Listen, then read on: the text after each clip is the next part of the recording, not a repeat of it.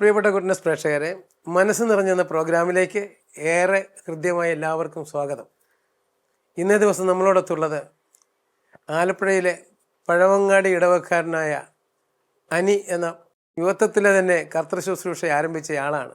അതിനേക്കാളുപരി മാതാപിതാക്കളുടെ ആത്മീയ ജീവിതം എങ്ങനെ മക്കളെ വാർത്തെടുക്കാൻ, സുവിശേഷ പ്രചാരകരാക്കുവാൻ സാധിക്കുമെന്നുള്ളത് ഈ എപ്പിസോഡിലൂടെ നമ്മൾ കാണാൻ പോവുകയാണ്. അതുകൊണ്ട് നമുക്ക് എല്ലാവർക്കും സന്തോഷത്തോടെ അനിയുടെ ഭവനത്തിലേക്ക് പോകാം. ഈശോ മിശിഹായ്ക്കും സ്തുതിയായിരിക്കട്ടെ. ഞങ്ങൾ ഗുഡ്നസ് ടിവിയിൽ നിന്ന് വന്നവരാണ്. മനസ്സ് നിറഞ്ഞെന്നൊരു പ്രോഗ്രാം കണ്ടു കാണുമല്ലോ. തീർച്ചയായിട്ടും ആ പ്രോഗ്രാമിൽ ഇപ്രാവശ്യം ഞങ്ങളുടെ പ്രേക്ഷകർ പ്രതീക്ഷിക്കുന്നത് അനിയനെ.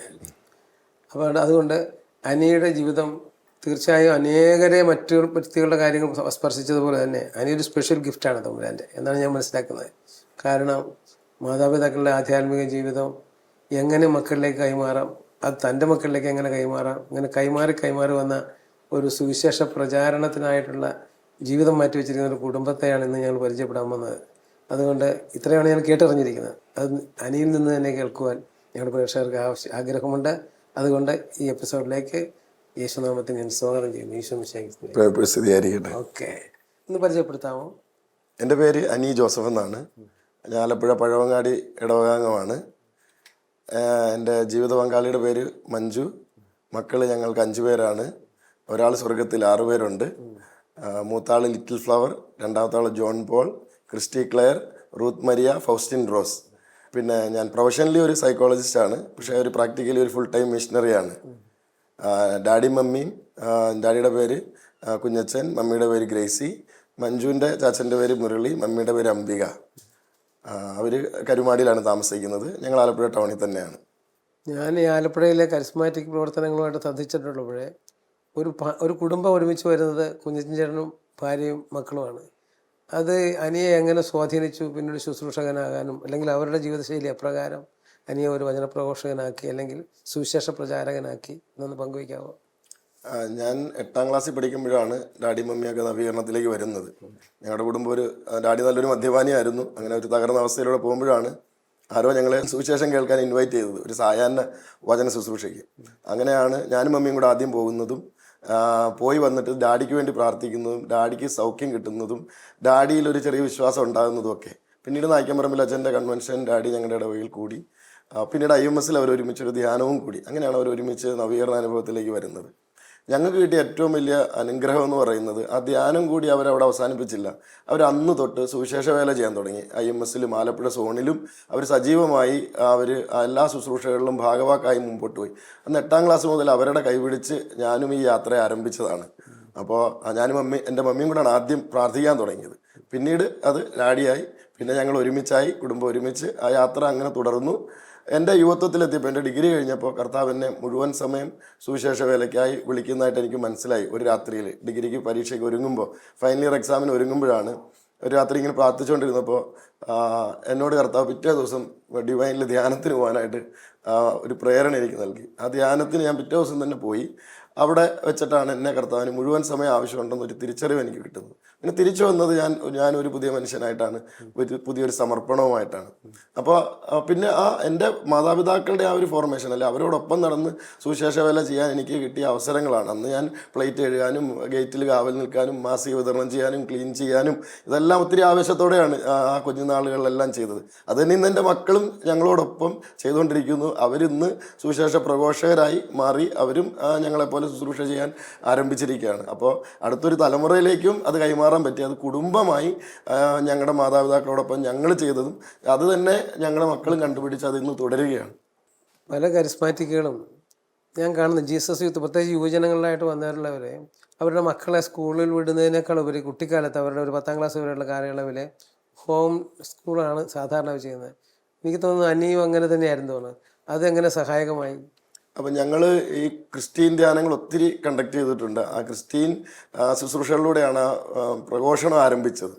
അപ്പോൾ ഞാനിങ്ങനെ കുട്ടികളുടെ വേദനകളും പ്രശ്നങ്ങളും ധാരാളം കണ്ട് ഈ സ്കൂളിൽ ഒത്തിരി ഭാരം അനുഭവിക്കുന്നു. അപ്പോൾ കുറച്ചുകൂടെ ബെറ്റർ ഒരു സ്വാതന്ത്ര്യം നൽകുന്ന എഡ്യൂക്കേഷൻ ഒരു സന്തോഷമുള്ളതാകണം, ഭാരം ഇല്ലാത്തതാകണം, അങ്ങനെയൊക്കെയുള്ള ചിന്തകളുണ്ടായി. പിന്നെ മാത്രമല്ല ഞങ്ങളൊരു മുഴുവൻ സമയം ഇങ്ങനെ പ്രേക്ഷിത ദൗത്യവുമായി യാത്ര ചെയ്തതുകൊണ്ട് മക്കളുടെ വിദ്യാഭ്യാസമൊന്നും പ്രേക്ഷിത ദൗത്യത്തിനൊരു തടസ്സം വരരുത്, കല്യാണം പോലും തടസ്സം വരരുതെന്നാണ് ഞാൻ ആഗ്രഹിച്ചത്. കല്യാണം പോലും കഴിക്കേണ്ട എന്നൊക്കെ ഒരു ദിവസം ചിന്തിച്ചു. പക്ഷെ അവിടെയും കർത്താവിൻ്റെ വിളി വിവാഹമാണെന്ന് ബോധ്യപ്പെടുത്തിയതുകൊണ്ട് അതിനെ സ്വീകരിച്ചു.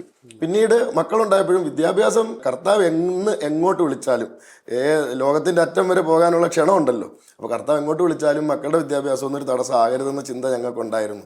അപ്പോൾ അതുകൊണ്ട് പിന്നെ അതിനെക്കുറിച്ചുള്ളൊരു ചിന്ത ദൈവം നൽകിയതാണ് ഈ ഒരു രീതിയിൽ മുമ്പോട്ട് പോകാൻ. അപ്പോൾ അതിന് ചില മാഗസിനുകളിലൊക്കെ ചിലരുടെയൊക്കെ അനുഭവങ്ങളൊക്കെ കണ്ടായിരുന്നു ഇങ്ങനെ ഹോം സ്കൂളിംഗ് ചെയ്യുന്നത്. ഞങ്ങളിത് ആരംഭിക്കുമ്പോൾ ഞങ്ങൾക്ക് ഗൈഡ് ചെയ്യാൻ ആരും ഇല്ലായിരുന്നു. പക്ഷെ കർത്താവ് നൽകിയ ഒരു പ്രചോദനം വെച്ചിട്ട് ഞങ്ങളന്നങ്ങനെ ആരംഭിച്ചു. അതുകൊണ്ട് ഞങ്ങൾ ഇന്ത്യ മുഴുവൻ സഞ്ചരിച്ചു, ഇന്ത്യക്ക് വെളിയിൽ ആഫ്രിക്കയിൽ സഞ്ചരിച്ചു. വിദ്യാഭ്യാസം 10ാം ക്ലാസ് വരെ ഞങ്ങളുടെ കുഞ്ഞുങ്ങളുടെ വിദ്യാഭ്യാസമൊന്നും ഞങ്ങളുടെ പ്രേക്ഷിത ദൗത്യത്തെ തടസ്സപ്പെടുത്തിയില്ല. അപ്പം ഞങ്ങൾ കല്യാണം കഴിച്ചപ്പോഴേ അന്ന് തന്നെ ഞങ്ങൾ എല്ലാവരുടെയും മുമ്പ് ഡിക്ലെയർ ചെയ്താണ് കർത്താവിൻ്റെ ആത്മാവ് ഞങ്ങളുടെ മേലുണ്ട്, ദരിദ്രരെ സുവിശേഷം അറിയിക്കാൻ അവിടുന്ന് ഞങ്ങളെ അഭിഷേകം ചെയ്തിരിക്കുന്നു, അന്തർക്ക് കാഴ്ചയും ചിലർക്ക് കേൾവിയും അടിച്ചമർത്തപ്പെട്ടവർക്ക് സ്വാതന്ത്ര്യവും നൽകാൻ കർത്താവ് ഞങ്ങളെ നിയോഗിച്ചിരിക്കുന്നു. അപ്പോൾ ഈ തിരിച്ചറിവോടുകൂടി ഇതിനുവേണ്ടി തന്നെയാണ് വിവാഹം കഴിച്ചത്. അപ്പോൾ പിന്നെ മക്കളുടെ വിദ്യാഭ്യാസവും സകലതും അതിന് തടസ്സം വരുന്ന രീതിയിലല്ല ക്രമീകരിക്കപ്പെട്ടത്. തമ്പുരാൻ കൂടെ ഉണ്ടായിരുന്നു. അപ്പോൾ ഈ കുഞ്ഞുങ്ങൾക്ക് മറ്റു കുട്ടികളായിട്ടുള്ള ബന്ധങ്ങളിൽ വല്ല എങ്ങനെ അവരത് ബന്ധപ്പെട്ട് വന്നത്? എല്ലാവരും ചോദിക്കുന്ന ചോദ്യം ഇതാണ്, ഹോം സ്കൂളിംഗ് എന്ന് പറയുമ്പോൾ സോഷ്യൽ ഇൻട്രാക്ഷൻ എങ്ങനെയാണെന്ന്. സത്യത്തിൽ ഞങ്ങളെ സംബന്ധിച്ച് അവർക്ക് കാറ്റഗിസം, പള്ളി, അതുമായിട്ടുള്ള ബന്ധപ്പെട്ട എല്ലാ ഇൻട്രാക്ഷനും അവിടെ കിട്ടുന്നുണ്ട്. പിന്നെ ഞങ്ങൾ ഹോം സ്കൂളേഴ്സിൻ്റെ ഒരു ഗ്യാതറിങ് ആരംഭം തൊട്ട് ഞങ്ങൾക്ക് അങ്ങനെ ഒരു കമ്മ്യൂണിറ്റിയെ ദൈവം കൂട്ടിച്ചേർത്ത് തന്നിട്ടുണ്ട്. അപ്പോൾ ആ പിള്ളേരൊക്കെ ആയിട്ടുള്ള ഇടയ്ക്കിടയ്ക്ക് ഞങ്ങൾ കൂടും. അപ്പോൾ അതങ്ങനെ. പിന്നെ മിനിസ്ട്രിയിലും അവർക്ക് ഒത്തിരി പേരുമായിട്ട് ഇൻട്രാക്ട് ചെയ്യാൻ സാധിച്ചിട്ടുണ്ട്. അപ്പോൾ അതുകൊണ്ട് അവരുടെ ഇൻട്രാക്ഷനിൽ ഒരു കുറവും തോന്നിയിട്ടില്ല. അവരെല്ലാ തരത്തിലുള്ള ആൾക്കാരുമായിട്ടും ഇൻട്രാക്ട് ചെയ്യും, ധാരാളം യാത്ര ചെയ്യുകയും ഒക്കെ ചെയ്യുന്നതുകൊണ്ട് അവരുടെ വ്യക്തിത്വ വികസനത്തിൽ അങ്ങനത്തെ വലിയൊരു കുറവൊന്നും സംഭവിച്ചതായിട്ട് തോന്നിയിട്ടില്ല. മൂത്ത മോള് ഇപ്പോൾ ജേർണലിസം കഴിഞ്ഞു. അപ്പോൾ ഇപ്പോൾ ഒരു വർഷം അവൾ മിനിസ്ട്രിയിൽ കമ്മിറ്റ് ചെയ്തിരിക്കുകയാണ്. അപ്പോൾ അവൾ കോളേജ് ചേർന്നപ്പോൾ ഞങ്ങൾക്ക് ഈ പറഞ്ഞതുപോലെ സ്കൂളിലൊന്നും പഠിച്ചിട്ടില്ലാത്തത് കൊണ്ട് +2 പുറത്ത് പോയി പഠിച്ചായിരുന്നു. എന്നാലും കോളേജിലേക്കൊക്കെ ചെല്ലുമ്പോൾ എങ്ങനെ പെർഫോം ചെയ്യുമെന്നുള്ളൊരു ഡൗട്ടൊക്കെ ഉണ്ടായിരുന്നു. പക്ഷേ എന്നാലും അവൾ അവിടെ പോയിട്ട് ഞങ്ങൾക്ക് യാതൊരു ബുദ്ധിമുട്ടും ഉണ്ടായിട്ടില്ല. അല്ലെങ്കിൽ അവൾ അവിടെ ഏറ്റവും നന്നായിട്ട് പെർഫോം ചെയ്തു. അവൾ ആ ഡിപ്പാർട്ട്മെൻറ്റിനെ തന്നെ നന്നായിട്ടൊന്ന് ഉണർത്തി. അല്ല സ്കൂളിലെ കോളേജിലെ എന്ത് കോമൺ പ്രോഗ്രാംസിനും ലീഡർഷിപ്പിൽ കോർഡിനേറ്റ് ചെയ്യാനെല്ലാം അവളെയാണ് അവിടെ ഇൻവൈറ്റ് ചെയ്തുകൊണ്ടിരുന്നത്. അപ്പോൾ അവൾ അവിടുത്തെ ഒരു പ്രധാനപ്പെട്ട ആൾ തന്നെയായിരുന്നു. മോനും ഇപ്പോൾ അവിടെ തന്നെ ഡിഗ്രി ഫൈനൽ ഇയറായി, BCom പഠിക്കുന്നു. അപ്പോൾ അവനും അവിടെ ടീച്ചർമാർ അവരുടെ ഹൃദയത്തോട് ചേർത്ത് വെച്ചിരിക്കുന്നതെന്നാണ് പേരൻസ് മീറ്റിങ്ങിൽ ചെന്നപ്പോൾ പറഞ്ഞത്. അവരൊക്കെ നല്ല അഭിപ്രായങ്ങളാണ് പറഞ്ഞത്. അല്ലാതെ അവർ ആ സ്കൂളിൽ പോകാത്തതിൻ്റെ ആ ഒരു ബുദ്ധിമുട്ടൊന്നും അവർ പബ്ലിക്കിലേക്ക് ഇറങ്ങിയിട്ടുണ്ടായിട്ടില്ല. അവർ കൂടുതൽ സേവനം ചെയ്യുന്നവരായിട്ടാണ്, കൂടുതൽ മനുഷ്യരുമായിട്ട് നന്നായിട്ട് ഇൻട്രാക്ട് ചെയ്ത് നല്ല ശുശ്രൂഷ ചെയ്യുന്നവരായിട്ടാണ് നമുക്ക് കാണപ്പെടുന്നത്. അപ്പോൾ കർത്താവിലേക്ക് വളരുന്ന ഒരുത്തൻ ഇരട്ടി മനുഷ്യരിലേക്ക് വിരിവെന്ന് പറഞ്ഞത് ഈ കുഞ്ഞുങ്ങളിൽ സാർത്ഥകമായെന്ന് പറയാം. തീർച്ചയായിട്ടും.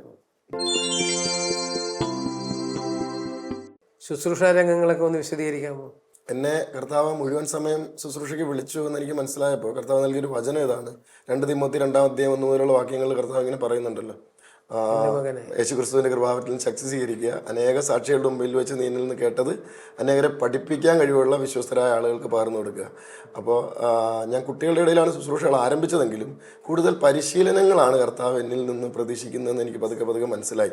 ട്രെയിനിങ്ങുകളാണ് ആദ്യം തൊട്ടേ എനിക്ക് ചെയ്യാനുള്ള അവസരങ്ങൾ കൂടുതലുണ്ടായത്. 97 തൊട്ട് ട്രെയിനിങ് പ്രോഗ്രാമുകൾ കർത്താവിനെ ഉപയോഗിച്ച് ഏറ്റവും കൂടുതൽ ഫലം ഞാൻ കണ്ടതും ആ ഒരു ശുശ്രൂഷയാണ്. അപ്പോൾ സുവിശേഷ വേല ചെയ്യാൻ ആഗ്രഹിക്കുന്നവരും അതിനുവേണ്ടി പോകാൻ ആഗ്രഹിക്കുന്നവരൊക്കെ വേണ്ടിയിട്ടുള്ള പരിശീലനങ്ങൾ, അത് ഇന്ന് ധാരാളം വൈദികരും സന്യസ്തരും അൽമായ പ്രേക്ഷിതരും അങ്ങനെയുള്ള 97 ആരംഭിച്ച ആ പരിശീലനങ്ങളിലൂടെ ഇന്ന് സഭയിലുണ്ട്. ലോകത്തിൻ്റെ പല ഭാഗങ്ങളിൽ അവർ വേല ചെയ്യുന്നുണ്ട്. അപ്പോൾ ഒരു മെയിൻ മിനിസ്ട്രി അതാണ്, പഠിപ്പിക്കുക എന്നുള്ള, പ്രേക്ഷിതരാവാൻ കഴിവുള്ളവരെ പഠിപ്പിക്കുക. അതാ എൻ്റെ ഒരു മെയിൻ വിളി. അപ്പോൾ അതിങ്ങനെ തുടർന്നുകൊണ്ടിരിക്കുന്നു. പ്രത്യേകിച്ച് ഇന്ന് ഞങ്ങളെ കർത്താവ് പ്രത്യേകം ദമ്പതികളുടെ ഇടയിൽ ഉപയോഗിക്കുന്നുണ്ട്. നമ്മൾ എത്ര വർഷം ഒരുമിച്ച് ജീവിച്ചാലും ഇൻറ്റിമസി ഒന്നും ഒരു പരിധിക്ക് അപ്പുറത്തോട്ട് വളരത്തില്ല. വിശ്വാസം കിട്ടിയ ആൾക്ക് വിശ്വാസ പരിശീലനം വേണം. ഇപ്പോൾ വിവാഹം എന്ന കൂദാശയിലേക്ക് വന്ന ആൾക്ക് പ്രീ മാരേജ് കോഴ്സ് പോരാ, പോസ്റ്റ് മാരേജ് കോഴ്സ് വേണം. പരിശീലനം കൊടുത്താലേ ഇൻറ്റിമസി വളരത്തുള്ളൂ. അപ്പോൾ ഇന്ന് കർത്താവ് ഞങ്ങളെ ഈ 22 വർഷം കഴിഞ്ഞ് ഞങ്ങളുടെ വിവാഹം കഴിഞ്ഞിട്ട് ഇന്ന് ആ ഇൻറ്റിമസി ബിൽഡ് ചെയ്യാൻ ഞങ്ങൾക്ക് ഒത്തിരി പരിശീലനങ്ങൾ സഭയിലൂടെ ലഭിച്ചിട്ടുണ്ട്. അത് ഞങ്ങൾക്ക് നൽകിയവരൊന്നും ഇന്ന് ഇല്ല. അപ്പോൾ എൻ്റെ വലിയൊരു കൊതിയായിരുന്നു നവീകരണത്തിലേക്ക് വന്നപ്പോൾ ഡാഡി മമ്മിയും കൂടി ആ ദമ്പതിയാനം കൂടണമെന്ന്. കാരണം അവർക്ക് കിട്ടിയ ആ ചൈതന്യം ഞങ്ങൾ അനുഭവിച്ചറിഞ്ഞതാണ്. വന്നതാണ്. അപ്പോൾ കല്യാണം കഴിച്ചു കഴിഞ്ഞ എൻ്റെ ആദ്യത്തെ ആഗ്രഹം അതായിരുന്നു. അപ്പോൾ ഇന്ന് ഞങ്ങളത് ചെയ്യുന്നു. അപ്പോൾ അതിലൂടെ ഒത്തിരി പേരെ തമ്പുരാനിലേക്ക് കൊണ്ടുവരാൻ, ഇൻറ്റിമസി ബിൽഡ് ചെയ്യാൻ കർത്താവ് സഹായിക്കുന്നുണ്ട്. അപ്പോൾ കുടുംബമായിട്ട് നിൽക്കുമ്പോഴാണ് ക്രിസ്തീയ ജീവിതത്തിൻ്റെ മനോഹാരിതയും ശക്തിയും, പ്രത്യേകിച്ച് അൽമായർക്ക്. അപ്പോൾ അതാണ് ഞങ്ങളുടെ ജീവിതത്തിലെ ഏറ്റവും വലിയ സപ്പോർട്ട്. ഞങ്ങളുടെ ഫാമിലി, ഞാൻ ജനിച്ചു വളർന്ന ഫാമിലിയും ഇന്നും ഞങ്ങളോടൊപ്പം ഉണ്ട്, മഞ്ജുവിൻ്റെ ഫാമിലിയും ഞങ്ങളോടൊപ്പം ഉണ്ട്. ഞങ്ങൾ കുടുംബമായിട്ടും അത് ഞങ്ങളുടെ ദൈവം നൽകിയൊരു കൃപയാണ്. ഏത് മേഖലയിൽ ശുശ്രൂഷ ചെയ്യുന്നുണ്ട്, അത് ഇന്നടത്തൊന്നുമില്ല. ഒരാളെ കിട്ടിയാൽ ഒരാളോടും. ഇന്ന് ഇന്ത്യ മുഴുവനും സഞ്ചരിക്കാനും ആഫ്രിക്കയിൽ ഫിയാത്ത് മിഷനുമായിട്ട് ചേർന്ന് ആഫ്രിക്കയിലെ മിഷൻ ഞങ്ങൾ കോർഡിനേറ്റ് ചെയ്യുന്നു, അവരുമായിട്ട് അസോസിയേറ്റ് ചെയ്ത് പോകുന്നു. ഇപ്പം നമുക്ക് ഫിയാത്തൊന്നും ക്രിസ്ത്യനൊന്നും ഇല്ല, സുവിശേഷം പറയാൻ എല്ലാം നമ്മുടേതാണ്. ദൈവരാജ്യം വളരണം, സഭ വളരണം, അത് മാത്രമേ ഉള്ളൂ. നമ്മുടെ ഒരു ഐഡന്റിറ്റിയെ ബിൽഡ് ചെയ്യുക എന്നുള്ളതല്ല, ദൈവരാജ്യം വളരുക എന്നുള്ളതാണ് നമ്മുടെ സ്വപ്നം. അതുകൊണ്ട് ഏത് അവസരങ്ങളും ഉപയോഗിക്കുന്നു. സുവിശേഷ പ്രചാരണ കുടുംബം നമ്മുടെ മുമ്പിൽ ഇരിക്കുകയാണ്. നമുക്ക് ഇവരെല്ലാവരും തന്നെ ഒന്ന് ഇവരുടെ അമ്മയായ മഞ്ജു ഇവരെ പരിചയപ്പെടുത്തും. എൻ്റെ പേര് മഞ്ജു. മൂത്തയാൾ, ഞങ്ങൾക്ക് 5 മക്കളാണുള്ളത്. മൂത്തയാൾ Little Flower, Litty. John Paul, രണ്ടാമത്തെ ആൾ John Paul. Litty BA journalism കഴിഞ്ഞു. John Paul BCom final year ആണ്. അതുപോലെ ക്രിസ്റ്റി +2 കഴിഞ്ഞു. മൂന്നാമത്തെ ആൾ ക്രിസ്റ്റി ക്ലെയർ ആണ്, ക്രിസ്റ്റി എന്നാണ് വിളിക്കുക. ഇത് റൂത്ത് മരിയ, റൂത്ത് എന്നാണ് വിളിക്കും. അത് ഫൗസ്റ്റിൻ റോസ്. റൂത്ത് 8ലും ഫൗസ്റ്റിൻ 4ലും. ഫൗസ്റ്റിനെ റോസ് എന്നാണ് ഞങ്ങൾ വിളിക്കുക. ഓക്കെ, ഇനി നിങ്ങൾ ഈ സുവിശേഷ പ്രചാരണത്തിന് നിങ്ങൾ ഒരുമിച്ച് കുടുംബസമേതം പലയിടത്തും പോകാറുണ്ടല്ലോ, അതൊന്ന് പങ്കുവയ്ക്കാമോ എന്തെങ്കിലും? കൂടുതൽ സമയം ഒരുമിച്ച് തന്നെയായിരുന്നു. മിഷൻ പ്രദേശങ്ങളിലും ആഫ്രിക്കയിലാണെങ്കിലും ഒക്കെ, ഇവിടെ നാട്ടിലാണെങ്കിലും എല്ലാം ഞങ്ങൾ ഇവരൊക്കെ ഞങ്ങളുടെ പാട്ടുകാരും ആക്ഷൻ സോങ് ചെയ്യുന്നവരും മധ്യസ്ഥ പ്രാർത്ഥനക്കാരും മറ്റ് അറേഞ്ച്മെൻറ്റ്സ് ചെയ്യുന്നവരും ഈ മീഡിയയുമായി ബന്ധപ്പെട്ട കാര്യങ്ങളൊക്കെ ഇവർ ആണ് ചെയ്യുന്നത്. അപ്പം അങ്ങനെയാണെങ്കിൽ നമുക്കിവിടെ ഞങ്ങളുടെ പ്രേക്ഷകർക്ക് വേണ്ടി വീട്ടിലിറങ്ങി ചെന്നൊരു പാട്ട് പാടിത്തരാം, ഒരു 4 പാട്ട്. തീർച്ചയായിട്ടും.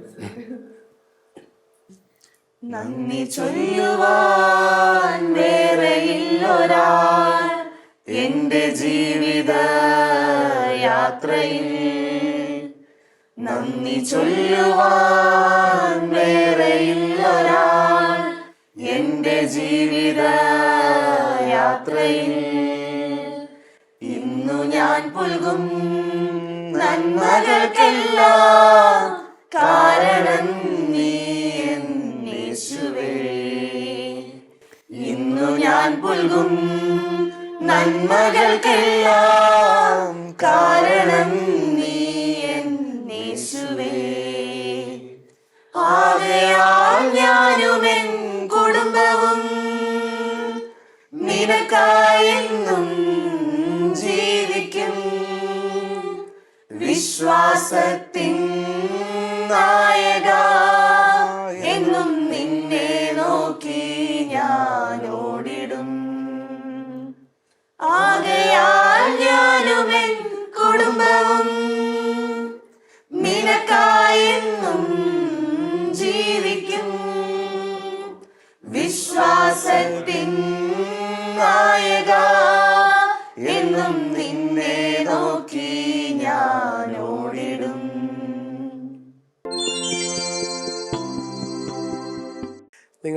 നിങ്ങളുടെ ശുശ്രൂഷയിലെ ആദ്യകാലത്ത് എങ്ങനെയായിരുന്നു എന്നൊക്കെ ഒന്ന് പങ്കുവെച്ചാൽ ഞങ്ങൾക്ക് കേൾക്കാൻ ഏറെ താല്പര്യമുണ്ട്. ഇത് ഞങ്ങളുടെ മാതാപിതാക്കൾ, എൻ്റെ ഡാഡിയും മമ്മിയും. ഡാഡിയുടെ പേര് ജോസഫ് കുഞ്ഞച്ചൻ എന്നാണ്, മമ്മിയുടെ പേര് ഗ്രേസി. ഡാഡി ചെറുപ്പം മുതലേ നല്ലൊരു തയ്യക്കാരനായിരുന്നു, ആലപ്പുഴയിൽ അറിയപ്പെടുന്നൊരു തയ്യക്കാരനായിരുന്നു. പിന്നീട് നവീകരണത്തിലേക്ക് വന്ന് കുറച്ച് നാൾ കഴിഞ്ഞ് ഡാഡി ഗൾഫിൽ പോയി. പിന്നെ അവിടെ നിന്നാണ് ജോലി എല്ലാം റിട്ടയറായി വന്നത്. ഇപ്പം ഫ്രീ ആയിട്ടിരിക്കുകയാണ്. മമ്മി ഹൗസ് വൈഫായിരുന്നു. മമ്മിയും ഞാനുമാണ് ഡാഡി വിശ്വാസത്തിലേക്ക് കൊണ്ടുവരാനായിട്ട് കാരണമായത്. ഇത് മഞ്ജുവിൻ്റെ മാതാപിതാക്കൾ, ചാച്ചനും മമ്മിയും. ചാച്ചൻ്റെ പേര് മുരളി, മമ്മിയുടെ പേര് അംബിക. കരുമാടി ആണ് താമസിക്കുന്നത്. സെൻറ്റ് നിക്കോളാസ് ചർച്ച് ഇടവകാംഗമാണ്. ചാച്ചൻ പണ്ട് തൊട്ടേ കാർഷിക മേഖലയിലാണ് അധ്വാനിക്കുന്നത്. കൊയ്ത്ത് മിഷൻ, ട്രാക്ടർ, അതുപോലെ നല്ലൊരു നെൽ കർഷകനാണ്. ചാച്ചൻ്റെ ആ ഫീൽഡിലാണ് മൊത്തം. പിന്നെ ചാച്ചൻ ഡിവൈൻ ഗുഡ്നസ് മായി ബന്ധപ്പെട്ട് ആലപ്പുഴയിലെ അതിൻ്റെ നേതൃത്വം വഹിക്കുന്നുണ്ട്. നവീകരണത്തിലേക്ക് വന്ന കാലം തൊട്ട് ചാച്ചൻ ഈ ജോലിയോടൊപ്പം ശുശ്രൂഷയും ചെയ്യുന്ന ആളാണ്. ഇന്നും ആ ശുശ്രൂഷ തുടർന്നുകൊണ്ട് പോകുന്ന ആളാണ്. കുഞ്ഞിച്ചേട്ടൻ നവീകരണ ജീവിതത്തിനെ കുറിച്ചൊന്ന് പങ്കുവയ്ക്കാമോ? എങ്ങനെ കടന്നു വന്നുവെന്നും പിന്നീട് ഇപ്പോൾ ഇതുപോലെ ആയത് എങ്ങനെയാണെന്നും. ഞാൻ 1989 ആദ്യമായിട്ടൊരു ധ്യാനം കൂടുന്നത് നായ്ക്കപ്പള്ളച്ചൻ്റെ ഞങ്ങളുടെ ഇടവുകൽ പള്ളിയിൽ വന്നപ്പോഴാണ്. അപ്പോൾ ഞാൻ ചെയിൻ സ്മോക്കറായിരുന്നു. ഒന്നിൽ സിഗരറ്റ് വലിക്കുന്ന ആളായിരുന്നു. 2 പാക്കറ്റ് പനാമ, 5-6 പാക്കറ്റ് ദിനേശും 2 തീപ്പെട്ടിയാണ് എൻ്റെ ഒരു ദിവസത്തെ റേഷൻ.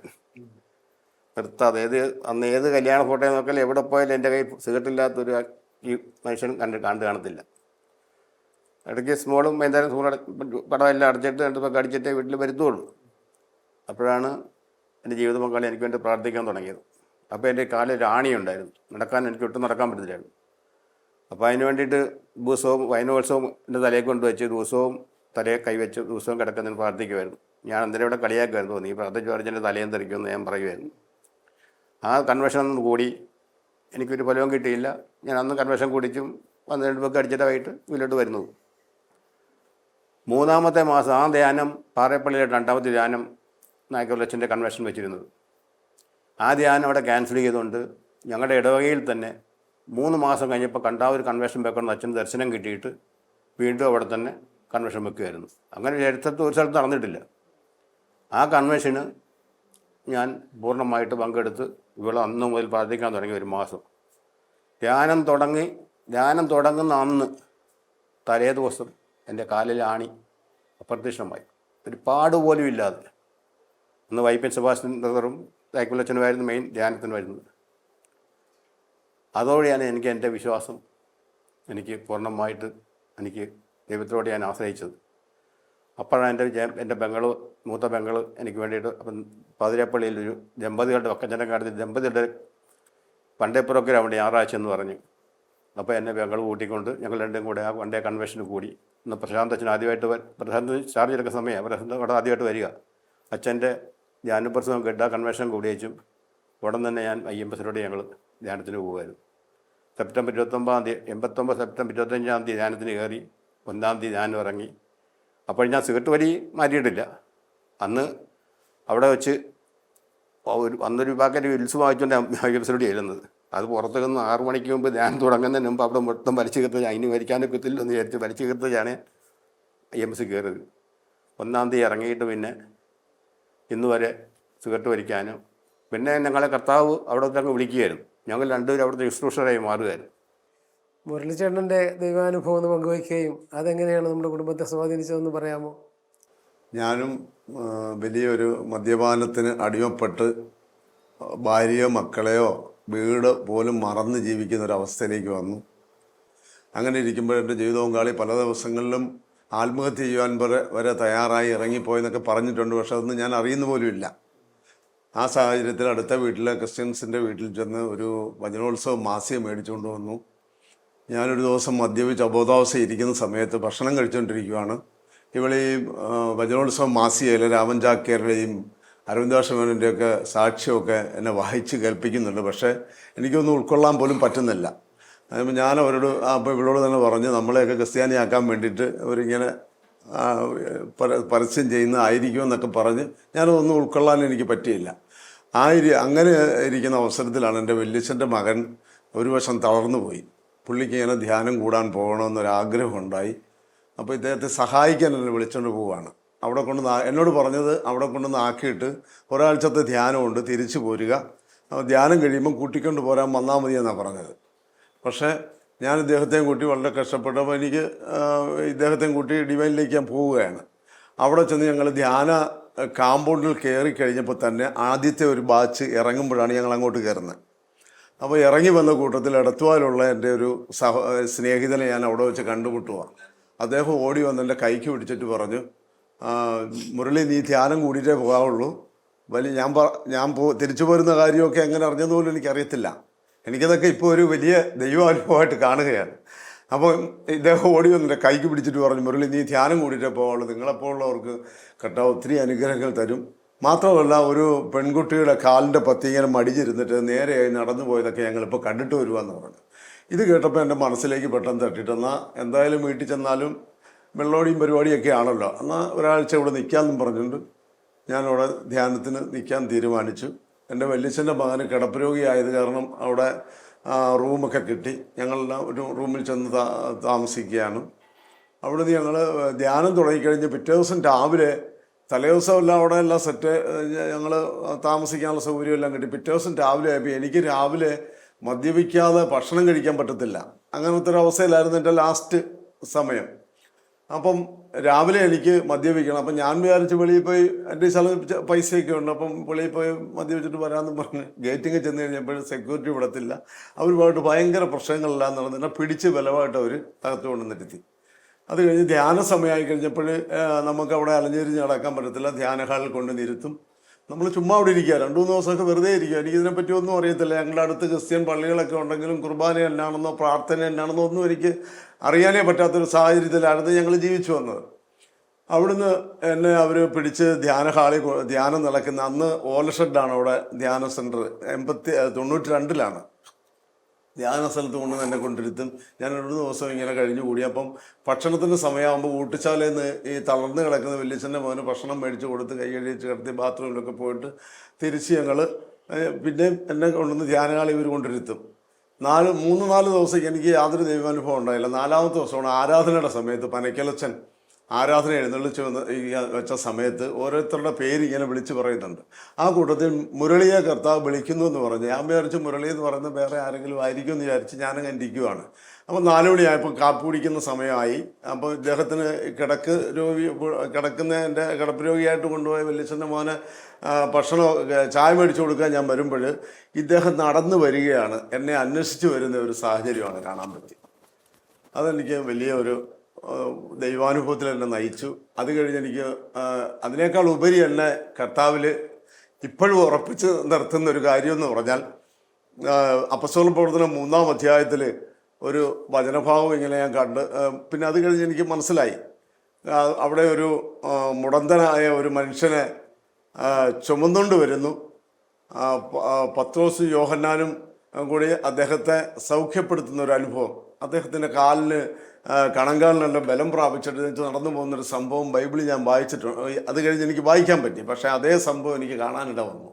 എന്നെ കൂടുതൽ ഉറപ്പിച്ച അങ്ങനെയാണ്. കാര്യം എന്താണെന്ന് വെച്ചാൽ ഈ ഞങ്ങൾ കിടന്ന റൂമിൽ ജോസഫ് എന്ന് പറഞ്ഞ ഒരു മനുഷ്യനെ അയാളെ തോളെ വെച്ച് എടുത്തുകൊണ്ട് വരികയാണ്. എന്നിട്ട് ഞങ്ങളുടെ അടുത്ത ബെഡിൽ കൊണ്ട് ഇരുത്തിയിരിക്കുക. 3-4 ദിവസം ഞങ്ങളുടെ കൂടെ ഉണ്ട്. എനിക്കറിയാം ഇയാൾ ഒരിക്കലും നടക്കത്തില്ലെന്ന്.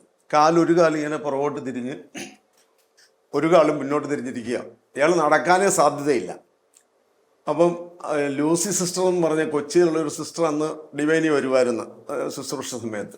അപ്പം ഞാൻ എൻ്റെ വല്യച്ഛൻ്റെ മകന് സൗഖ്യം കിട്ടിയത് കണ്ടുവെച്ചാൽ നേരെ റൂമിലേക്ക് ചെല്ലുമ്പോൾ ഞാൻ കാണുന്ന കാഴ്ച ഈ മനുഷ്യനെ ഈ സിസ്റ്റർ തലയ്ക്ക് വെച്ച് പ്രാർത്ഥിച്ചിട്ട് വാതിക്കലോട്ട് മാറുന്നുണ്ട് പറഞ്ഞ് ജോസഫ് എന്ന് യേശുവിൻ്റെ നാമത്തിൽ എഴുന്നേറ്റ് നടന്നു വരാൻ പറഞ്ഞു.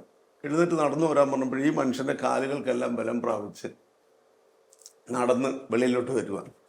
അയാൾ ദൈവത്തെ സ്തുതിച്ചുകൊണ്ട് ആ വചനം പറയുന്ന പോലെ ദൈവത്തെ സ്തുതിച്ചുകൊണ്ട് കുതിച്ചു ചാടി തുള്ളിച്ചാടി നടക്കുന്ന എനിക്ക് കാണാൻ പറ്റി. അത് എനിക്കൊരിക്കലും മറക്കാൻ പറ്റാത്ത അവസ്ഥയാണ്. ഞാൻ അവിടെ നേരെ തിരിച്ചു വന്നു. അന്ന് രാത്രി മുഴുവൻ ഞാൻ മദ്യപിക്കാനായിട്ട് കൊണ്ടുപോയ പൈസ കൊടുത്തൊരു ബൈബിൾ വാങ്ങിച്ച രാത്രി മുഴുവൻ ബൈബിൾ വായിച്ചു. എനിക്കൊത്തിരി കർത്താവിൻ്റെ വചനം എനിക്ക് ഒത്തിരി കാര്യങ്ങൾ എന്നോട് സംസാരിച്ചു. ഞാൻ അവിടുന്ന് തിരിച്ച് ധ്യാനമെല്ലാം കഴിഞ്ഞ് ഞങ്ങൾ തിരിച്ച് നാട്ടിൽ വന്ന് കഴിഞ്ഞ് എൻ്റെ ഭാര്യയും മക്കളെയെല്ലാം കൂട്ടി പിറ്റേ ആഴ്ച തന്നെ ധ്യാനത്തിന് പോകുക. അന്ന് മദ്യപിച്ചെല്ലാം നഷ്ടപ്പെട്ടു. ഒരു പൈസ പോലും കയ്യിലില്ല.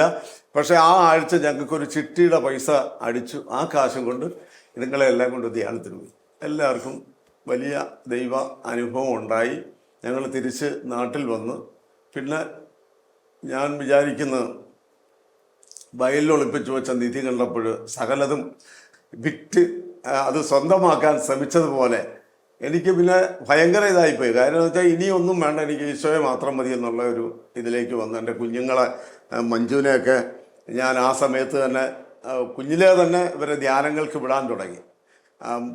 എനിക്ക് അതിലൊരു ദൈവാനുഭവമുണ്ട്. കാരണം വെച്ചാൽ ഈ മഞ്ജുവിനെ ആദ്യമായിട്ട് ക്രിസ്ത്യൻ്റെ ധ്യാനത്തിന് കൊണ്ടുവരുമ്പോൾ നമ്മുടെ ഈ കോൺവെൻറ്റ് സ്കൂളിലുള്ള ഒരു സ്കൂളുണ്ടല്ലോ, ഹൈസ്കൂളിൻ്റെ അവിടെ ആ കാമ്പൗണ്ടിലാണ് ക്രിസ്ത്യൻ്റെ ധ്യാനം നടക്കുന്നത്.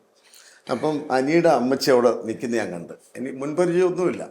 അന്ന് കൊണ്ടുവന്ന് ഈ മഞ്ജുനെ കൊടുത്തേച്ച് പറഞ്ഞ് ഇവളെ കൂടെ നോക്കിക്കണമെന്ന് പറഞ്ഞത്. ഇന്നും അവർ നോക്കാൻ ദൈവം ഒരു വഴിയൊരുക്കി. മനസ്സിലായി. അതൊക്കെ എനിക്ക് ഒരു ഭയങ്കര, അതുമൊക്കെ എനിക്ക് ആലോചിക്കുമ്പോൾ ഭയങ്കര ദൈവാനുഭവമാണ്. പിന്നെ ഞാനും എൻ്റെ കുടുംബവും കർത്താവിനെ സേവിക്കുമെന്നുള്ള വലിയ വിശ്വാസത്തിൽ ഇങ്ങനെ വളർന്നു. കുഞ്ഞുങ്ങളെല്ലാം ഈ പരിശീലനത്തിന് പള്ളിയിലെല്ലാം കൊണ്ടുപോകാനും പിന്നെ എനിക്ക് പറയാനുള്ളത്, ഞാൻ വിശ്വാസത്തിൽ വന്ന അന്ന് മുതൽ ഇന്ന് വരെ പരിശുദ്ധ കുർബാനയിൽ നിന്ന് മാറിയിട്ടില്ല. അതെനിക്ക് വലിയൊരു ദൈവാനുഭവം തന്നെയാണ്. ഇന്നും എന്തെല്ലാം ഉണ്ടെങ്കിലും ശരി, എനിക്ക് കൃഷിയും മറ്റു കാര്യങ്ങളും ബിസിനസ്സും എല്ലാം ഉണ്ടെങ്കിലും ശരി, രാവിലെ കുർബാനയ്ക്ക് പോയിട്ട് ഞാൻ ബാക്കി എല്ലാ കാര്യങ്ങളിലും പോകത്തുള്ളൂ. ലൂക്കായുടെ സുവിശേഷത്തിൽ 14-ാം അധ്യായം 23-ാമത്തെ തിരുവചനം പറഞ്ഞു, നീ പെരുവഴിയിലും ഇടവഴികളിലും ചെന്ന് എൻ്റെ വീട് നിറയുവോളം ആളുകൾ അകത്തേക്ക് വരുവാൻ നിർബന്ധിക്കാൻ പറഞ്ഞു. ഞാൻ ഒരു ശുശ്രൂഷയിലാണ്. കാര്യം മദ്യപാനികളായ സഹോദരങ്ങളെ ധ്യാനത്തിന് കൊണ്ടുപോകാനും ചികിത്സിക്കാൻ. ഇപ്പം മദ്യപാനികളെ സംബന്ധിച്ച് അവർക്ക് അവസാന ഘട്ടത്തിൽ ഒരു പൈസയും കാണത്തില്ല, വീട്ടിൽ നിന്ന് പോലും ഉപേക്ഷിച്ച അവസ്ഥയിലായിരിക്കും. ഞാൻ അധ്വാനിക്കുന്ന പൈസയുടെ ഭാഗം എടുത്ത് അവരെ ശുശ്രൂഷിക്കുക, അവർക്ക് ധ്യാനം കൂടാനോ അല്ലെങ്കിൽ തൊടുപുഴ കൊണ്ടുപോയി ചികിത്സിക്കാനോ. അവിടെ ഒരാളിനെ ചികിത്സിക്കണമെങ്കിൽ 35,000-40,000 രൂപ വേണം. ഇതെല്ലാം എൻ്റെ കർത്താവിൻ്റെ കരുണ കൊണ്ട് എനിക്ക് തരുന്ന പൈസ കൊണ്ട് എനിക്കതൊക്കെ ഉപയോഗിക്കാൻ പറ്റുന്നുണ്ട്. ഞാനിന്ന് IMS-ൽ 10 വർഷത്തോളം അവിടെ നിന്ന് ശുശ്രൂഷ ചെയ്യുവാൻ പറ്റി. ഇന്ന് ഞാൻ ഡിവൈൻ ധ്യാന കേന്ദ്രത്തിൻ്റെ ഡിവൈൻ ഗുഡ്നസ് കൂട്ടായ്മയുടെ ആലപ്പുഴ ജില്ലാ ചെയർമാനായിട്ട് ശുശ്രൂഷ ചെയ്യാൻ കർത്താവിനെ സഹായിച്ചു. ഞാൻ ഒത്തിരി പേരെ ധ്യാനത്തിന് കൊണ്ടുപോകാനും ആത്മാക്കളെ നേടുക എന്നുള്ളത് മാത്രമാണ് എൻ്റെയും കുടുംബത്തിൻ്റെ ലക്ഷ്യവും തന്നെയാണ്. എന്നെപ്പോലെ നശിച്ചുപോയ അനേകരെ പൊക്കിയെടുത്തുകൊണ്ട് ഈശോയുടെ കരങ്ങളിൽ കൊടുക്കാനും അനേകരെ യേശുവിലേക്ക് വഴിതിരിച്ചു കൊണ്ടുവരാനും ഞങ്ങൾ തീക്ഷ്ണമായി പരിശ്രമിച്ചുകൊണ്ടിരിക്കുക. ഞങ്ങളുടെ ലക്ഷ്യം അത് മാത്രമേ ഉള്ളൂ. जब से प्यारा यीशु जीवन में आया, बदला सा लगने लगा, ये धरती अंबर बहती है नदियाँ, गीत गाने लगा. जब से प्यारा यीशु जीवन में आया, बदला सा लगने लगा, ये धरती अंबर बहती है नदियाँ, गीत गाने लगा. जो न कभी सुन न सके सुनने लग गया, जो न कभी सुन न सके सुनने लग गया, जो न कभी सुन न सके सुनने लग गया, जो न कभी सुन न सके सुनने लग गया. जब से प्यारा मेरा यीशु जीवन में आया, जब से प्यारा मेरा यीशु जीवन में आया, जब से प्यारा यीशु जीवन में आया, बदला सा लगने लगा, ये धरती अंबर बहती है नदियाँ, गीत गाने लगा. जो न कभी देख न सके देखने लग गया, जो न कभी देख न सके देखने लग गया, जो न कभी देख न सके देखने लग गया, जो न कभी देख न सके देखने लग गया. जब से प्यारा मेरा यीशु जीवन में आया, जब से प्यारा मेरा यीशु जीवन में आया, जब से प्यारा यीशु जीवन में आया, बदला सा लगने लगा, ये धरती अंबर बहती है नदियाँ, गीत गाने लगा.